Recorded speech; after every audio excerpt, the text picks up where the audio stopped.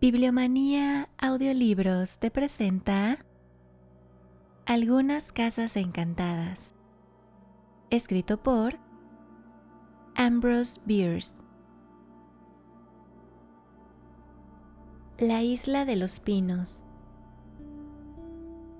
Durante muchos años, cerca de la ciudad de Gallipolis, Ohio, vivió un anciano llamado Herman DeLuz.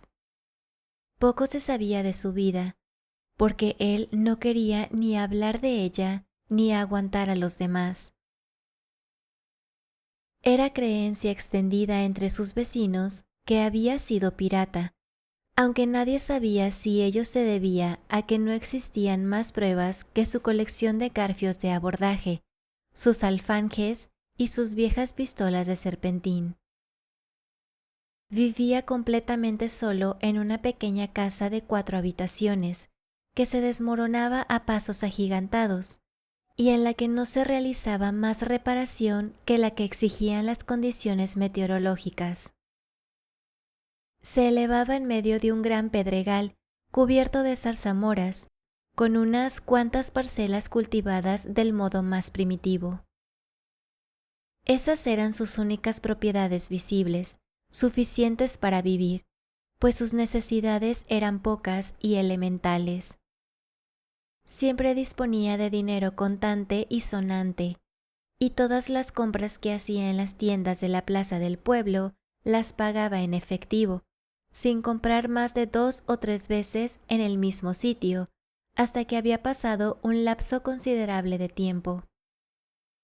Sin embargo, esta distribución tan equitativa de su patrimonio no recibía ningún elogio. La gente lo consideraba un intento ineficaz de ocultar su riqueza.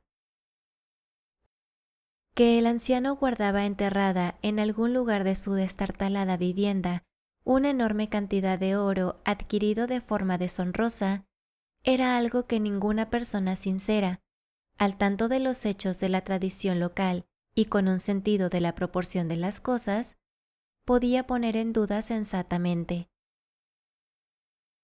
El 9 de noviembre de 1867, el anciano murió. Al menos su cadáver fue descubierto al día siguiente, y los médicos testificaron que la muerte había ocurrido en las 24 horas precedentes. Como es algo que no supieron decir, pues la autopsia mostraba que todos los órganos estaban sanos, sin ningún indicio de anomalía o violencia. En su opinión, la muerte debía haber tenido lugar al mediodía, ya que el cuerpo estaba en la cama. El veredicto judicial fue que aquel hombre había encontrado la muerte por un castigo de Dios. El cuerpo fue enterrado y el administrador público se hizo cargo de la herencia. Una investigación rigurosa no reveló nada nuevo acerca de aquel hombre muerto, y gran parte de las excavaciones llevadas a cabo en sus propiedades, aquí y allá, por sus solícitos y ahorradores vecinos, no dieron ningún fruto. El administrador cerró la casa hasta el momento en que los bienes raíces y personales fueran a ser vendidos de acuerdo con la ley, con vistas a sufragar en parte los gastos de tal venta. La noche del 20 de noviembre fue borrascosa. Un tremendo vendaval sacudió los campos, azotándolos con una desoladora ventisca de nieve. Enormes árboles fueron arrancados de raíz y arrojados sobre los caminos. Nunca se había conocido en toda aquella región una noche tan tormentosa, aunque a la mañana siguiente el vendaval había amainado y amaneció un día claro y soleado. Hacia las 8 de la mañana, el reverendo Henry Galbraith, un conocido y muy estimado pastor luterano, llegó andando a su casa, que estaba a milla y media de la casa de DeLuz. Mr. Galbraith venía de pasar un mes en Cincinnati.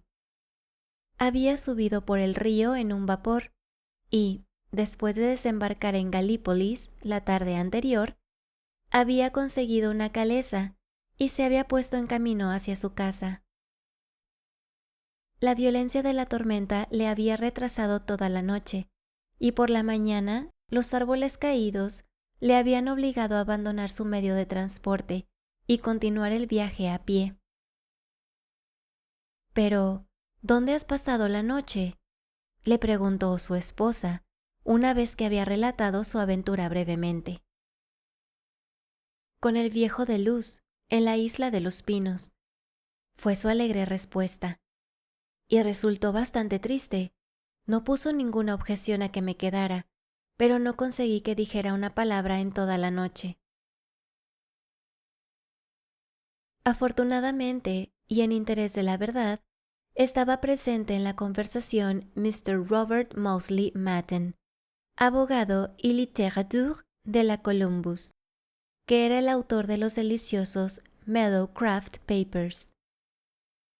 Advirtiendo, aunque sin compartirlo, el asombro causado por la respuesta de Mr. Galbraith, este individuo ingenioso refrenó con un gesto las exclamaciones que naturalmente se habrían producido, y con voz tranquila preguntó: ¿Cómo consiguió entrar allí?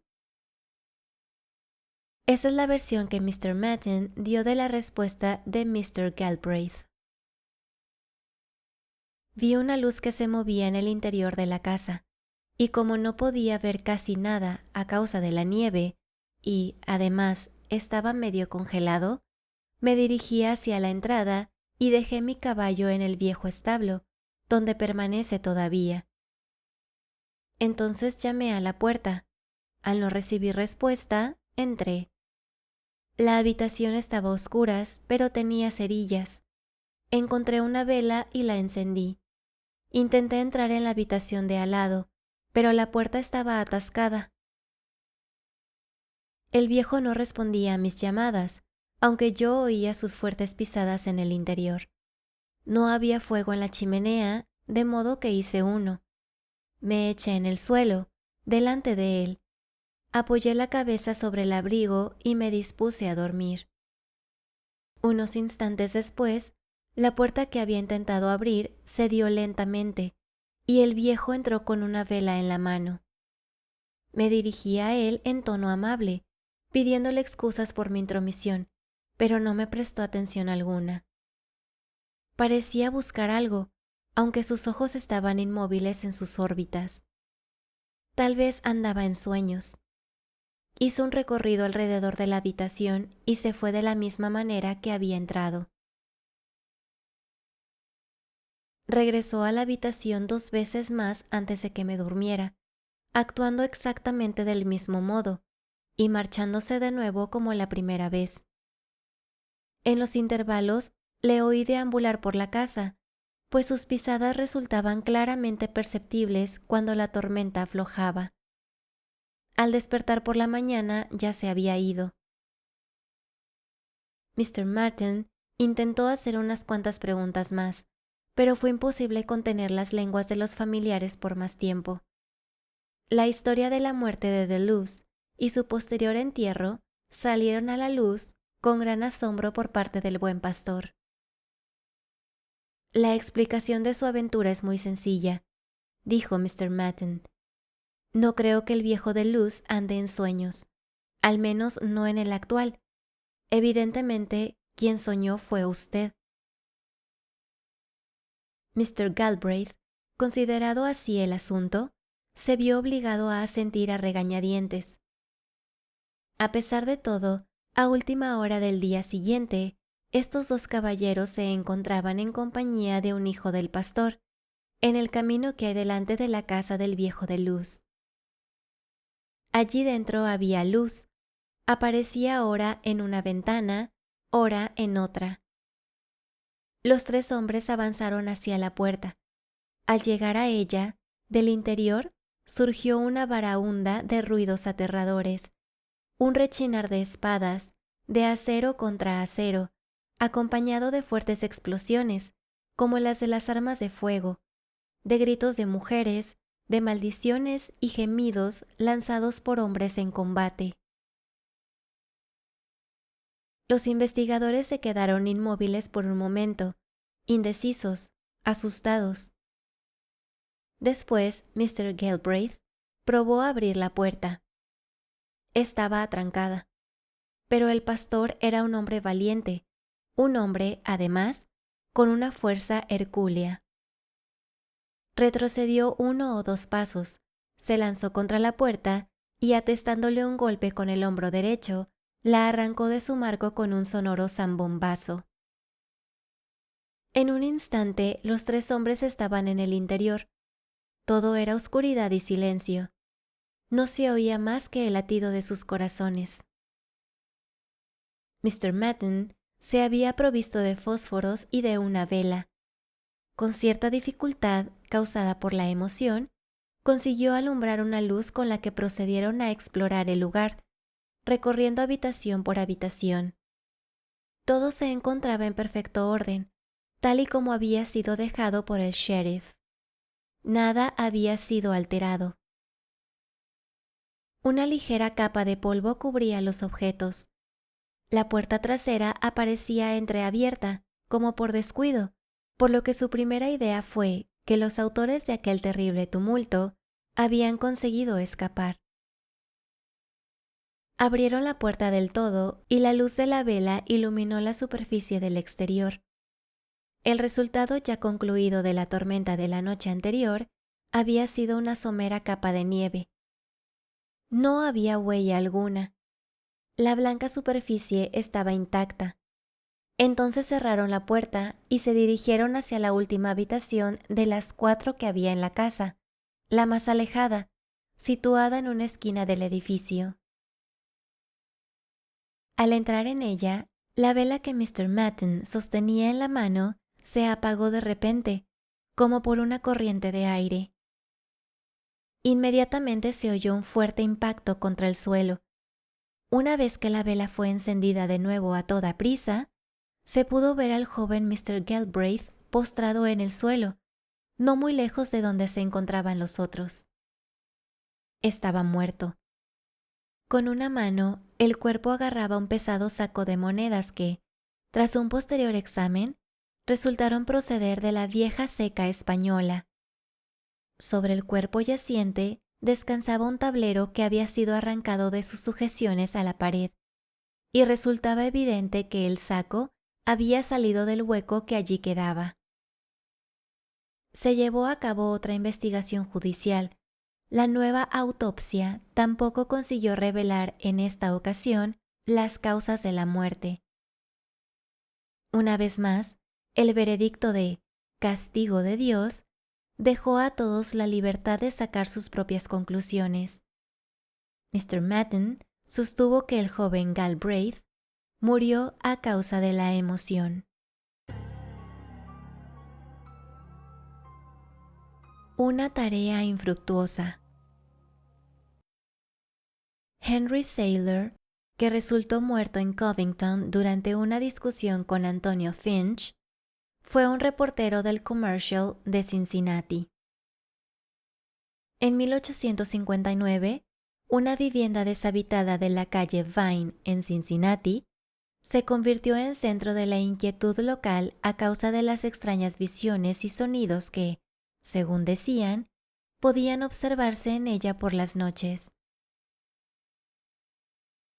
De acuerdo con el testimonio de muchos vecinos respetables, dichos fenómenos no concordaban más que con la hipótesis de que la casa estaba encantada. La multitud podía ver desde la acera cómo unas extrañas figuras entraban y salían del local. Nadie sabía decir exactamente en qué lugar del césped, desde el que se dirigían hacia la puerta principal, aparecían, ni por qué punto desaparecían al salir. Y, lo que es más, aunque cada espectador por separado estaba completamente seguro de esos acontecimientos, no había 2 que coincidieran. Todos variaban en sus descripciones de las figuras. Algunos de los más osados elementos de aquella muchedumbre curiosa se aventuraron varias tardes a situarse en los escalones de entrada para impedirles el paso, o, si no lo conseguían, para verles mejor. Estos valerosos individuos Según se decía, eran incapaces de derribar la puerta uniendo sus fuerzas y siempre resultaban arrojados de los escalones por un impulso invisible, gravemente heridos. Inmediatamente después, la puerta se abría, al parecer por sí sola, dejando entrar o salir a algún invitado fantasmal. Aquel local era conocido como la Casa Roscoe, en la que durante algunos años había vivido una familia de tal nombre, cuyos miembros habían desaparecido uno tras otro, siendo una anciana la última en abandonar la casa. Las historias sobre acontecimientos horribles y asesinatos sucesivos habían abundado siempre, pero nunca se habían comprobado su autenticidad. En uno de aquellos días en que la agitación predominaba, Saylor se presentó en la redacción del Commercial para recibir instrucciones. Se le entregó una nota del directo que decía lo siguiente: vaya a pasar la noche solo en la casa encantada de la calle Vine, y si ocurre algo interesante, redacte 2 columnas. Saylor obedeció a su superior. No podía permitirse el lujo de perder su puesto en el periódico. Después de informar a la policía de sus intenciones, se introdujo en la casa por una ventana trasera antes del anochecer. Recorrió las habitaciones desiertas, sin muebles, cubiertas de polvo y desoladas, y, sentado en el salón sobre un viejo sofá que había llevado arrastrando desde otra habitación, observó cómo la oscuridad se imponía a medida que avanzaba la noche. Antes de que todo estuviera a oscuras, en la calle se congregó, como siempre, una multitud curiosa, silenciosa y expectante, en la que algún que otro bromista hacía gala de su incredulidad y valentía, profiriendo comentarios desdeñosos o gritos obscenos. Nadie tenía conocimiento del ambicioso observador del interior. No se atrevía ni a encender un fósforo. Las ventanas sin cortinas habían revelado su presencia, sometiéndole al insulto y posiblemente a los golpes. Además, era demasiado concienzudo para hacer algo que pudiera debilitar sus impresiones o alterar cualquiera de las condiciones acostumbradas en las que se decía que se producían los hechos. Había caído la noche, aunque la luz de la calle iluminaba parte de la habitación en la que se encontraba. Saylor había abierto todas las puertas del interior, las de arriba y las de abajo, pero las de fuera estaban cerradas y atrancadas. Unas repentinas exclamaciones de la muchedumbre le impulsaron a acercarse a una ventana y a asomarse. Entonces vio la figura de un hombre que atravesaba el césped a toda prisa y se dirigía hacia el edificio. Le vio subir los escalones.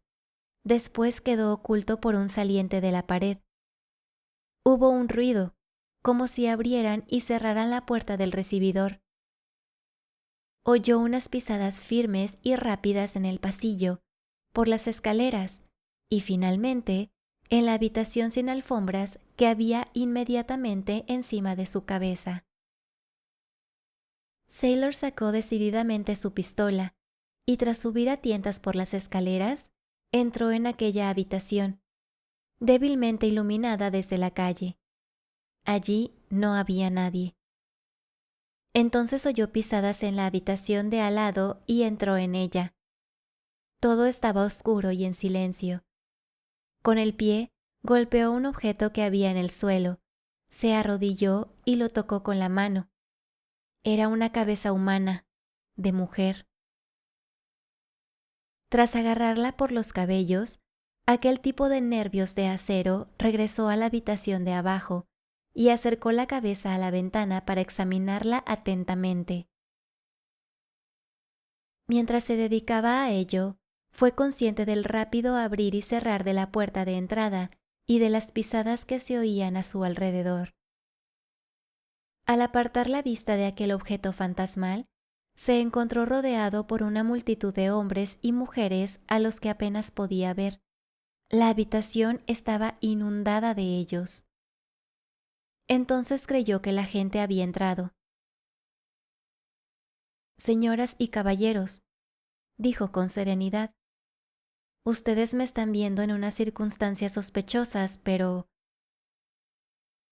En ese momento, su voz fue ahogada por unas carcajadas como las que se oyen en los manicomios.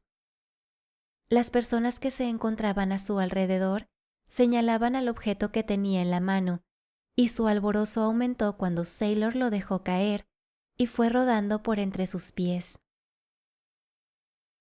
Entonces comenzaron a bailar alrededor de aquella cabeza con gestos grotescos y actitudes obscenas e indescriptibles. Le dieron patadas enviándola de un lado a otro de la habitación, y en su afán de golpearla, se empujaban y derribaban los unos a los otros. Maldecían, gritaban y cantaban fragmentos de canciones indecentes, mientras la maltratada cabeza iba dando saltos de acá para allá, como si estuviera aterrorizada y quisiera escapar. Finalmente salió disparada por la puerta hacia el recibidor, seguida por todos los demás, dando lugar a una precipitación tumultuosa. En aquel momento, la puerta se cerró con un fuerte golpe, y Sailor se quedó solo en medio de un silencio sepulcral. Guardó con cuidado la pistola, que había estado en sus manos todo el rato, y se dirigió a la ventana para asomarse. La calle estaba desierta y en silencio. Las luces se habían apagado. Los tejados y las chimeneas de las casas se recortaban nítidamente en el este a la luz del amanecer. Salió de la casa. La puerta cedió con facilidad a su empuje y se encaminó hacia la redacción del Commercial. El director estaba todavía en su despacho, dormido. Sailor le despertó y dijo: «Vengo de la Casa Encantada». El director le miró sin comprender, como si aún estuviera dormido. «Dios mío», exclamó.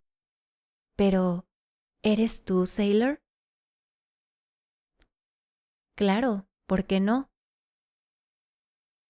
El director no respondió, pero siguió mirándole. «Pasé la noche allí, según parece», añadió Sailor. «Dicen que las cosas estuvieron extraordinariamente tranquilas ahí fuera», señaló el director jugueteando con un pisapapeles sobre el que había posado la vista. «¿Ocurrió algo?» «Nada en absoluto». Aquí estará apareciendo el primer miembro del canal. Muchas gracias por tu contribución y recuerden que si quieren unirse y ser miembros, solo da clic en el botón Unirse. Ahí está nuestra única membresía llamada Bibliófilos. Al hacerte miembro, obtienes como beneficios el tener contenido unos días antes de su programación normal, insignias de fidelidad, unos emojis bonitos que elegí para que puedas usarlos en los comentarios y, por supuesto, mostrarte en cada uno de mis videos. Si te interesa, su costo es de solo 99 centavos de dólar. Si quieres y puedes apoyar un poquito más este canal, te puedes hacer miembro. Si no, está muy bien. Con el solo hecho de escuchar mis audiolibros, ya me estás ayudando bastante. Muchas gracias y continuemos con el audiolibro. Una parra sobre una casa. A unas 3 millas de la pequeña ciudad de Norton, en Missouri, en el camino que lleva a Maysville, se levanta una vieja casa que fue habitada por última vez por una familia llamada Harding. Desde 1886 no ha vivido nadie allí, y no es probable que nadie vuelva a hacerlo. El tiempo y la condena de los que por allí habitan la están convirtiendo en una ruina bastante pintoresca. Un observador no familiarizado con su historia ni siquiera la incluiría en la categoría de casas encantadas, y sin embargo, esa es la reputación de que goza en la región que la rodea. Las ventanas no tienen cristales y no hay puertas en las entradas. Hay grandes grietas en el tejado de madera y los tablones son de un color gris pardo por falta de pintura. Pero estos indefectibles signos de lo sobrenatural están ocultos en parte y bastante suavizados por el abundante follaje de una enorme parra que recorre toda la estructura. Esta parra, de una especie que ningún botánico ha conseguido nombrar, desempeña un papel importante en la historia de la casa. La familia Harding estaba formada por Robert Harding, su esposa Matilda, Miss Julia Went, hermana de aquella, y 2 niños. Robert Harding era un hombre callado, de costumbres reservadas, sin amigos en la vecindad y, al parecer, sin intención de hacerlos. Tenía unos 40 años, era comedido y diligente, y se ganaba la vida con una pequeña granja, actualmente cubierta de maleza y de zarzamoras. Él y su cuñada eran bastante criticados por sus vecinos, a quienes les parecía que andaban demasiado tiempo juntos. El vecindario no era culpable del todo, porque en aquellos momentos ninguno de los dos refutaba tal observación. El código moral de los campos de Missouri es rígido y severo. La señora Harding era una mujer amable y de aspecto triste, a la que le faltaba el pie izquierdo. Un cierto día de 1884, se supo que había ido a Iowa a visitar a su madre. Esto era lo que su marido contestaba cuando se le preguntaba, y su forma de decirlo no suponía ningún estímulo para seguir preguntando. La señora Harding nunca regresó, y 2 años más tarde, sin vender la granja o alguna de sus posesiones, ni nombrar un agente que se encargara de sus intereses o se llevara sus enseres domésticos, Harding abandonó la casa con el resto de la familia. Nadie supo dónde había ido, ni a nadie le preocupaba en aquella época. Naturalmente, todos los objetos móviles de la casa desaparecieron enseguida, y la casa abandonada se convirtió en encantada a su manera. Una tarde estival, 4 o 5 años después, el reverendo J. Gruber de Norton y un abogado llamado Hyatt se encontraron a caballo delante de la casa de Harding. Como tenía negocios que discutir, ataron los animales y se dirigieron hacia la casa, en cuyo porche se sentaron a charlar. Hicieron algún comentario jocoso sobre la misteriosa reputación de la casa, pero la olvidaron enseguida y se pusieron a hablar de sus asuntos hasta que se hizo casi de noche. Hacía un calor agobiante y no se movía una mota de aire. En ese momento, los 2 hombres, sorprendidos, se pusieron en pie de un salto. Una larga parra que cubría la mitad de la fachada de la casa y cuyas ramas colgaban del borde superior del porche, se agitaba de un modo que resultaba visible y audible, sacudiendo violentamente el tallo y todas las hojas. «Vamos a tener tormenta», comentó Hyatt. Grover, sin decir nada, dirigió la atención de Hyatt hacia el follaje de los árboles cercanos que no se movían, hasta los débiles extremos de las ramas que destacaban sobre el cielo claro estaban inmóviles. Rápidamente bajaron los escalones que llevaban a lo que había sido una pequeña pradera de césped y dirigieron la vista hacia arriba, hacia la parra, cuya total longitud era ahora visible. Seguía agitándose violentamente, pero no podían comprender la causa de tal trastorno. «Marchémonos», dijo el pastor. Y eso hicieron. Olvidaron que habían venido en direcciones opuestas y se marcharon juntos. Llegaron a Norton, donde contaron su extraña experiencia a varios amigos discretos. Al día siguiente por la tarde, más o menos a la misma hora, acompañados por otras 2 personas cuyos nombres no se recuerda, se encontraban de nuevo en el porche de la casa Harding y el fenómeno se produjo una vez más. La parra se agitaba violentamente, como demostró un cuidadoso examen, desde la raíz hasta la punta, y ni siquiera uniendo sus fuerzas sobre el tronco consiguieron calmarla. Después de estar observándola durante 1 hora, se retiraron, no menos inteligentes, según se cree, que cuando habían llegado. No hizo falta mucho tiempo para que estos hechos singulares provocaran la curiosidad de toda la vecindad. De día y de noche, multitud de personas se congregaban en la casa Harding buscando alguna señal. No parece probable que alguien la encontrara, aunque los testimonios mencionados resultaban tan creíbles que nadie puso en duda la realidad de las manifestaciones de las que ellos daban fe. Ya fuera por una feliz inspiración o por un afán destructivo, un día se propuso, nadie parecía saber de quién partió la idea, arrancar la parra, y tras un caluroso debate, así se hizo. Solo se encontró la raíz, y sin embargo, nada podría haber resultado más extraño. Desde el tronco, que tenía en la superficie un diámetro de varias pulgadas, la raíz se hundía, sencilla y recta, unos 5 o 6 pies en un terreno suelto y friable. Después se dividía y subdividía en raicillas, fibras y filamentos, entrelazados de un modo extraño. Una vez que se les hubo sacado cuidadosamente del suelo, mostraron una disposición singular.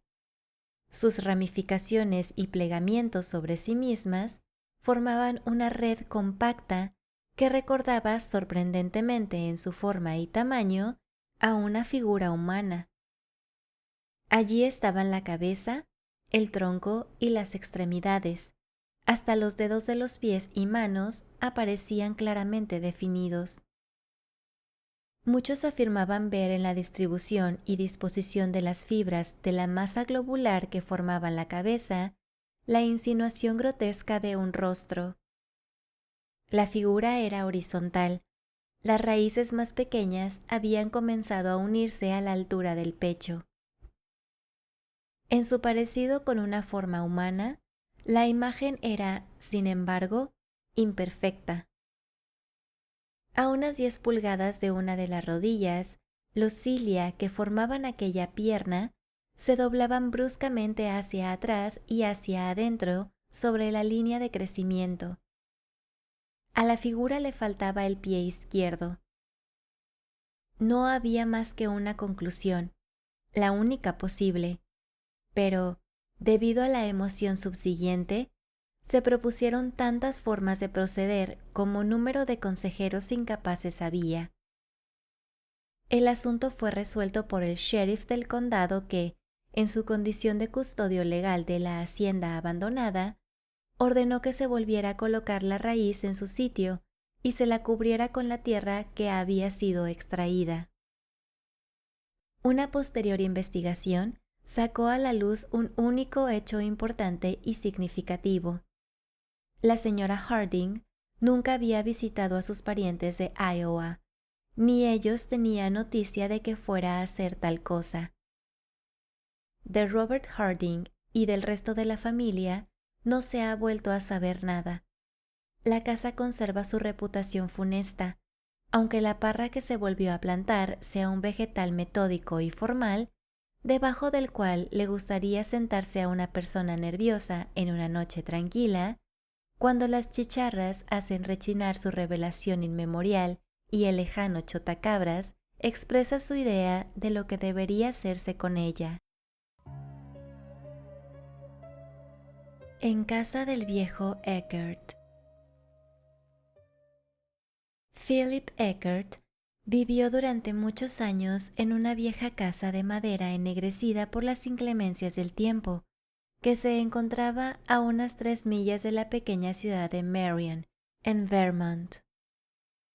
Aún deben de quedar vivas algunas personas que le recuerden, confío en que no de un modo desagradable, y sepan algo de la historia que voy a contar.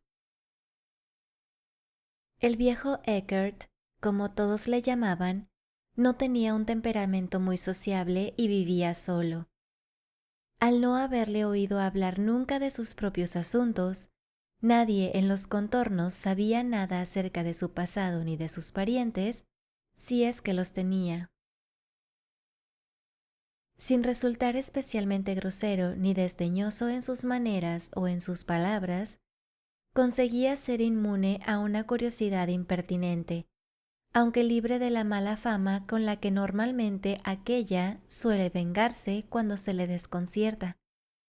Por lo que yo sé, el renombre de Mr. Eckert como asesino reformado o como pirata retirado del Caribe no habían llegado a oídos de nadie en Marion. Su medio de vida era el cultivo de una pequeña granja no muy productiva. Un día desapareció y la búsqueda prolongada de sus vecinos no consiguió encontrarle ni arrojo luz alguna sobre su paradero o las razones de su desaparición. Nada indicaba que hubieran hecho preparativos para la marcha.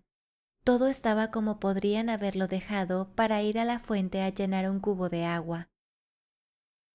Durante algunas semanas, poco más se habló de ello en la región. Después, el viejo Eckert se convirtió en un relato local para los oídos de los forasteros. Desconozco lo que se hizo con sus propiedades. Sin duda, lo correcto, lo que la ley mandara. La casa seguía allí, todavía vacía y en condiciones muy deterioradas, cuando oí hablar de ella por última vez, unos 20 años más tarde. Desde luego, llegó a considerarse que estaba encantada y se contaban las acostumbradas historias de luces que se movían, sonidos lastimeros y apariciones asombrosas.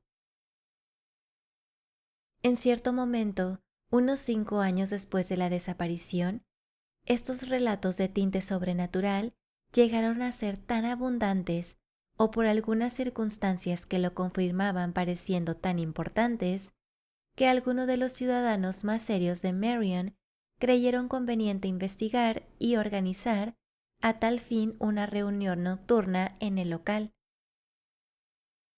Los interesados en esta empresa eran John Holcomb, boticario, Wilson Merle, abogado, y Andrews C. Palmer, maestro de la escuela pública. Todos ellos hombres de importancia y reputación. Su intención era reunirse en casa de Holcomb a las 8 de la tarde del día fijado y dirigirse juntos al escenario de su vigilia, donde se habían hecho algunos preparativos para su comodidad, como un abastecimiento de leña y similares, pues era invierno. Palmer faltó a la cita y tras media hora de espera, los otros dos se marcharon a la casa de Eckert sin él. Se acomodaron en la habitación principal, donde encendieron un fuego vivo, y sin más luz que la que él producía, se dispusieron a esperar los acontecimientos. Se había acordado hablar lo menos posible, ni siquiera volvieron a intercambiar opiniones sobre la deserción de Palmer, tema que había ocupado sus mentes en el camino. Debía de haber pasado 1 hora sin que se produjera incidente alguno, cuando escucharon, no sin emoción desde luego, el ruido de una puerta que se abría en la parte posterior de la casa, seguido por el de unas pisadas en la habitación contigua a aquella en la que se encontraban. Los investigadores se pusieron en pie y se prepararon para lo que pudiera ocurrir sin hacer movimiento alguno. Hubo un largo silencio, aunque ninguno de los dos supo luego definir lo que duró. Entonces la puerta que conectaba las dos habitaciones se abrió y entró un hombre. Era Palmer. Estaba pálido, como asustado, tan pálido como se habían quedado los otros dos. Su actitud era también singularmente distraída.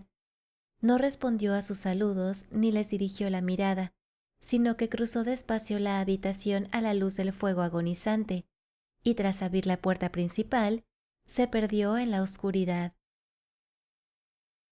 Parece que la primera explicación que se les ocurrió a ambos era que Palmer había sufrido un fuerte susto por algo que había visto, oído o imaginado en la habitación trasera, que le había privado de los sentidos. Impulsados por el mismo sentimiento de amistad, echaron a correr tras él, pero ni ellos ni ninguna otra persona volvió a ver o a saber de Andrews Palmer. Esto fue lo que se descubrió a la mañana siguiente. Durante la reunión de los señores Holcomb y Merle en la casa encantada, habían caído una capa de nieve limpia de varias pulgadas de espesor sobre la antigua, ya sucia. Se podían apreciar en ella las huellas de Palmer desde su casa en el pueblo hasta la puerta trasera de la casa de Eckert. Pero allí terminaban. A partir de la puerta principal, no había más marcas que las dejadas por la de dos hombres que juraban ir detrás de Palmer. La desaparición de Palmer fue tan completa como la del propio viejo Eckert, a quien, como era de esperar, el director de un periódico acusó muy gráficamente de haber alargado la mano y habérselo llevado. La casa espectral. En la carretera que va desde Manchester, al este de Kentucky, hacia el norte, a Boonville, que se encuentra a 20 millas, había en 1862 una plantación con una casa de madera, en cierto modo de mejor calidad que la mayoría de las viviendas de la región. Al año siguiente, la casa fue destruida por el fuego, causado probablemente por unos rezagados de las columnas del general George W. Morgan, que se retiraban hacia el río Ohio después de ser expulsados del desfiladero de Cumberland por el general Kirby Smith. En el momento de su destrucción, llevaba deshabitada 4 o 5 años. Los campos de alrededor estaban plagados de zarzamoras sin vallas, y hasta las pocas viviendas de los negros, y el resto de los cobertizos en general, aparecían en parte en ruinas a causa del abandono y del pillaje. Porque los negros y los blancos pobres de la vecindad encontraban en el edificio y en las vallas un abundante suministro de combustible, del que se aprovechaban sin dudarlo, abiertamente y a la luz del día. Y solo de día, después de anochecer, ningún ser humano, salvo los forasteros que por allí pasaban, se acercaban al lugar. Se la conocía como la casa espectral, que en ella moraban espíritus malignos, visibles, audibles y activos, no era puesto en duda por nadie en aquella región, no más que lo que el predicador ambulante decía los domingos. La opinión del propietario a este respecto era desconocida. Él y su familia habían desaparecido una noche y nunca se había encontrado rastro de ellos. Dejaron todo: los enseres domésticos, la ropa, las provisiones, los caballos en el establo, las vacas en el campo, los negros en sus viviendas, todo tal y como estaba. No faltaba nada, excepto un hombre, una mujer, 3 niñas, un chico y un bebé.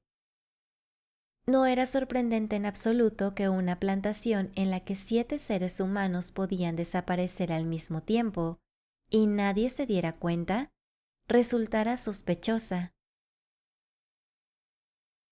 Una noche de junio, en 1859, 2 ciudadanos de Frankfort, el coronel J. C. Marcattle, abogado, y el juez Myron Vick, de la milicia estatal, se trasladaban de Boonville a Manchester. Sus asuntos eran tan importantes que decidieron continuar el viaje a pesar de la oscuridad y del retumbar de una tormenta que se aproximaba, y que finalmente estalló sobre ellos cuando pasaban por delante de la casa espectral. El relampagueo era tan incesante que encontraron sin dificultad el camino de entrada que llevaba a un cobertizo, donde ataron los caballos y les quitaron los arreos. Después, bajo la lluvia, se dirigieron hacia la casa y llamaron a todas las puertas sin recibir ninguna respuesta. Atribuyendo al continuo tronar de la tormenta, decidieron empujar una puerta. Esta cedió. Entraron sin más ceremonia y la cerraron. En aquel momento se encontraron a oscuras y en silencio. Por las ventanas y grietas no se veía ningún destello de resplandor de los incesantes rayos, ni un murmullo del horrible tumulto exterior llegaba hacia ellos. Era como si se hubieran quedado ciegos y sordos de repente, y McArdle dijo más tarde que por un momento creyó haber sido alcanzado por un rayo cuando traspasaba el umbral. El resto de la aventura quedó relatado en sus propias palabras en el Advocate de Frankfurt del 6 de agosto de 1876. Cuando conseguí recuperarme del aturdimiento de la transición del tumulto al silencio, mi primer impulso fue volver a abrir la puerta que había cerrado, de cuyo pomo no era consciente de haber retirado la mano. Podía sentirlo claramente todavía entre los dedos. Mi idea era averiguar al salir de nuevo bajo la tormenta si había perdido la vista y el oído. Giré el pomo y abrí la puerta de un tirón, pero daba a otra habitación. Esta estancia estaba inundada por una tenue luz verdosa, cuya fuente no pude determinar, que hacía que todo se viera con claridad, aunque no de un modo definido. Digo todo, aunque en realidad los únicos objetos que habían dentro de las desnudas paredes de piedra de aquella habitación eran cadáveres humanos. Eran unos 8 o 10. Se podrá comprender fácilmente que no los contara. Sus edades y tamaños eran diversos, desde niños para arriba y de ambos sexos. Todos estaban postrados en el suelo, salvo uno, el de una mujer joven sentada con la espalda apoyada en una esquina de la pared. Había otra mujer mayor que agarraba a un niño en sus brazos. Un mozo de mediana edad yacía boca abajo entre las piernas de un hombre barbudo. Uno o dos estaban prácticamente desnudos, y en la mano de una muchacha había un trozo de camisón que debía de haberse arrancado del pecho ella misma. Los cuerpos presentaban distintos grados de putrefacción, y todos ellos tenían la cara y la figura muy apergaminadas. Algunos eran poco más que esqueletos. Mientras observaba horrorizado el espantoso espectáculo, con el tirador de la puerta aún en la mano, por alguna perversión inexplicable, mi atención se desvió de aquella horrible escena y pasó a ocuparse de detalles y pequeñeces. Tal vez mi mente, por un instinto de conservación, buscó alivio en asuntos que pudieran relajar su peligrosa tensión. Entre otras cosas, observé que la puerta que mantenía abierta estaba hecha de pesadas planchas de hierro con remaches. Equidistantes unos de otros y de arriba a abajo, 3 fuertes cerrojos sobresalían del canto biselado. Di media vuelta al pomo y se retiraron hasta quedar al nivel del borde. Los solté y salieron disparados. Tenía un sistema de muelles. Por dentro no había agarrador, ni ningún tipo de saliente, solo una lisa superficie de hierro. Mientras advertía estas cosas con un interés y atención que ahora me sombra recordar, me sentí apartado bruscamente, y el juez Vig, del que me había olvidado por completo debido a la intensidad y las vicisitudes de mis impresiones, me empujó hacia el interior de la habitación. «¡Por Dios!», exclamé. «No entre ahí. Marchémonos de este horroroso lugar». Pero no hizo caso de mis ruegos, y, tan intrépido como cualquier caballero del sur, se dirigió con rapidez hacia el centro de la habitación, se arrodilló junto a uno de los cuerpos para examinarlo con detenimiento y levantó suavemente la arrugada y ennegrecida cabeza entre sus manos. Un olor fuerte y desagradable llegó hasta la puerta, apoderándose completamente de mí. Mis sentidos se trastornaron, noté que me derrumbaba y al agarrarme al borde de la puerta para no caerme, se cerró con un chasquido. No recuerdo nada más. 6 semanas después recuperé la razón en un hotel de Manchester, al que había sido llevado al día siguiente por unos extraños. Durante todo aquel tiempo había sufrido una fiebre nerviosa acompañada de un constante delirio. Me habían encontrado tirado en la carretera a varias millas de la casa. ¿Cómo había escapado de allí hasta llegar al camino? Es algo que nunca supe. Una vez repuesto, o tan pronto como los médicos me permitieron hablar, pregunté por el destino del juez Vig, de quien, para tranquilizarme, según sé ahora, me decían que se encontraba bien y en casa. Nadie creyó una palabra de mi relato, pero ¿quién puede asombrarse? ¿Y quién podría imaginar mi tristeza cuando me enteré, al llegar a mi casa en Frankfurt 2 meses más tarde, de que no se sabía nada del juez Vig desde aquella noche? Entonces lamenté amargamente el orgullo que me había impedido repetir mi increíble historia e insistir en su realidad, ya desde los primeros días que sucedieron a mi recuperación. Los lectores del Advocate ya están familiarizados con todo lo que ocurrió después: el examen de la casa, el fracaso en encontrar una habitación que correspondiera a la que yo había descrito, el intento de declararme loco y mi triunfo sobre mis acusadores. Después de todos estos años, todavía considero que las excavaciones que no tengo derecho legal de iniciar, ni la riqueza suficiente para llevar a cabo, revelarían el secreto de la desaparición de mi infeliz amigo y posiblemente de los anteriores ocupantes y propietarios de la abandonada y hoy destruida casa. No desespero, sin embargo, de realizar tal búsqueda, y es una fuente de profunda tristeza para mí el que haya sido retrasada por la hostilidad inmerecida y la incredulidad imprudente de los familiares y amigos del fallecido juez Vig. El coronel McCardle murió en Frankfurt el 13 de diciembre de 1879. Los otros huéspedes. Para coger ese tren, dijo el coronel Levering, sentado en el hotel Waldorf Astoria, tendrá que pasar casi toda la noche en Atlanta. Es una ciudad bonita, pero le aconsejo que no se aloje en el Bradhead House, uno de los hoteles más importantes. Es un viejo edificio de madera que tiene una urgente necesidad de reparación. Hay grietas en las paredes por las que cabe un gato.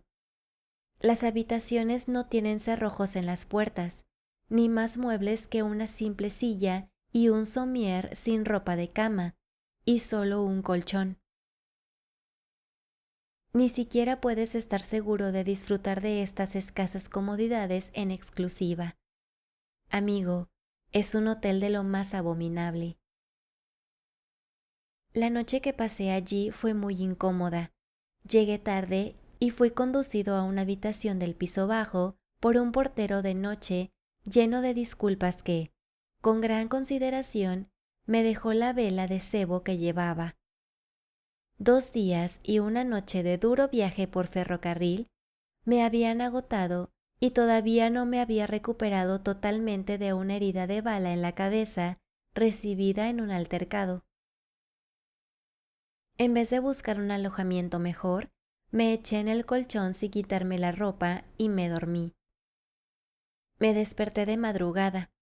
La luna había salido y brillaba a través de una ventana sin cortinas, iluminando la habitación con una suave luz azulada que producía un cierto efecto misterioso, aunque he de decir que su apariencia no era inusual. La luz de la luna siempre es así si te fijas. Imagina mi sorpresa e indignación cuando vi el suelo ocupado por al menos una docena más de huéspedes. Me incorporé maldiciendo con la mayor seriedad a la administración de aquel hotel increíble, y cuando estaba a punto de ponerme en pie para ir a montarle un lío al portero, el de las disculpas y la vela, hubo algo en aquella situación que me hizo sentir una extraña indisposición a moverme.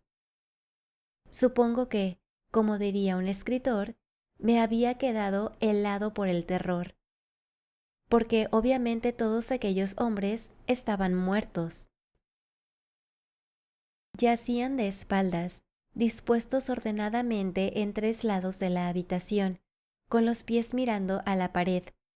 En el otro lado, el que quedaba, estaba mi cama y una silla. Tenían las caras cubiertas, pero debajo de aquellos paños blancos, las características de los 2 cuerpos que reposaban cerca de la ventana, sobre la mancha cuadrada de la luz de la luna, presentaban un perfil de nariz y barbilla afilados. Creía que se trataba de una pesadilla e intenté gritar, como se hace cuando uno tiene un mal sueño, pero no podía emitir sonido alguno.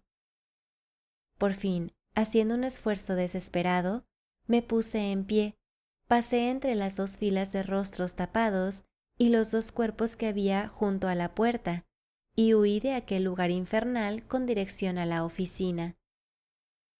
El portero estaba allí sentado, detrás de un escritorio, a la luz de otra vela de cebo, sentado y mirando. Ni se levantó. Mi brusca irrupción no pareció producirle efecto alguno, aunque supongo que yo debía tener el aspecto de un verdadero cadáver. Entonces me di cuenta de que realmente antes no me había fijado bien en aquel tipo. Era pequeño, con una cara descolorida y los ojos más blancos e inexpresivos que nunca he visto. No había en él más expresión que en el dorso de mi mano. Llevaba un traje de un sucio color gris. ¡Maldición!, exclamé. ¿Qué es lo que pretende? Pero daba lo mismo. Estaba temblando como una hoja agitada por el viento y no reconocí mi propia voz. El portero se puso en pie, se inclinó, con aire de pedir perdón, y bueno, desapareció. En aquel momento sentí por detrás que alguien apoyaba su mano sobre mi hombro. Imagínatelo si puedes. Con un miedo cerval, me di media vuelta y me encontré con un caballero gordo, de cara agradable, que me preguntó: ¿Qué le sucede, amigo? No tardé mucho en decírselo, pero antes de que terminara, él también se puso pálido. Míreme, dijo. ¿Está usted diciendo la verdad? En ese momento yo había conseguido sobreponerme y el terror había dejado paso a la indignación. Si se atreve a dudarlo, le espeté, le machaco a golpes. No, contestó. No lo haga. Siéntese y yo le contaré. Esto no es un hotel. Lo fue, y después un hospital. Ahora está deshabitado, a la espera de que alguien que lo quiera alquilar. La habitación a la que usted se refiere era la habitación de los muertos. Allí siempre había muchos muertos. El tipo al que usted llama portero solía hacerlo, pero más tarde se encargaba de registrar a los pacientes que llegaban. No comprendo qué hace ahora aquí. Hace unas cuantas semanas que murió. ¿Y usted quién es?, pregunté. Oh, yo me encargo de cuidar el local. Pasaba por aquí, vi luz y entré a investigar. Vamos, echemos un vistazo a esa habitación, añadió, levantando del escritorio aquella vela que chisporroteaba. Antes vería al mismísimo demonio, exclamé, saliendo rápidamente a la calle. Amigo, ese Bradhead House de Atlanta es un lugar maldito. No se aloje allí. No quiera Dios, la visión que usted ha dado de él no sugiere comodidad, desde luego. A propósito, coronel, ¿cuándo ocurrió todo eso? En septiembre de 1864, poco después del estado de sitio. ¿Qué pasó en Nolan? Al sur de donde se cruza la carretera que va de Leesville a Hardy, en el estado de Missouri, y el brazo este del río May, existe una casa abandonada. Nadie había vivido en ella desde el verano de 1879, por lo que se está desmoronando a pasos agigantados. Durante los 3 años anteriores a la fecha mencionada, estuvo ocupada por la familia de Charles May, uno de cuyos antepasados dio nombre al río junto al cual se encuentra. La familia de Mr. May estaba formada por la esposa, un hijo mayor y 2 chicas. El hijo se llamaba John. Los nombres de las hijas son desconocidos para el autor de estos apuntes. John May era de carácter taciturno y malhumorado, poco propenso a la ira y con un don inusual, un odio resentido, implacable. Su padre era todo lo contrario, de temperamento alegre y jovial, aunque con un gran genio que se incendiaba como una llama en una brizna de paja. No abrigaba resentimientos y buscaba rápidamente la reconciliación una vez aplacada su ira. Tenía un hermano que vivía cerca de allí y que poseía un carácter muy distinto al suyo. Toda la vecindad decía que John había heredado la forma de ser de su tío. Un día se produjo un malentendido entre padre e hijo. Hubo duras palabras, y el padre dio un puñetazo al hijo en la cara. John se secó con lentitud la sangre que le había causado el golpe, clavó los ojos en el agresor ya arrepentido y dijo con frialdad: «Morirás por esto». Estas palabras fueron oídas por los hermanos Jackson, que se acercaban a ellos en aquel momento, pero al verles enzarzados en una discusión pasaron de largo y al parecer inadvertidos. Charles May relató después el desgraciado acontecimiento a su esposa y le explicó que le había pedido excusas a su hijo por el precipitado golpe, pero había sido inútil. El joven no solo rechazaba las disculpas, sino que se negaba a retirar su terrible amenaza. A pesar de todo, no hubo una ruptura abierta de relaciones. John siguió viviendo con la familia y las cosas continuaron como siempre. Un domingo por la mañana, en junio de 1879, unas 2 semanas después de que ocurrieran estos hechos, Charles May salió de la casa inmediatamente después del desayuno, con una pala. Dijo que iba a abrir un agujero en una fuente que se encontraba a 1 milla de distancia, en el bosque, para que el ganado tuviera agua. John se quedó en la casa durante unas horas, ocupado en afeitarse, escribir cartas y leer el periódico. Su disposición era la usual, quizás parecía un poco más malhumorado y hosco. Se marchó a las 2, regresó a las 5.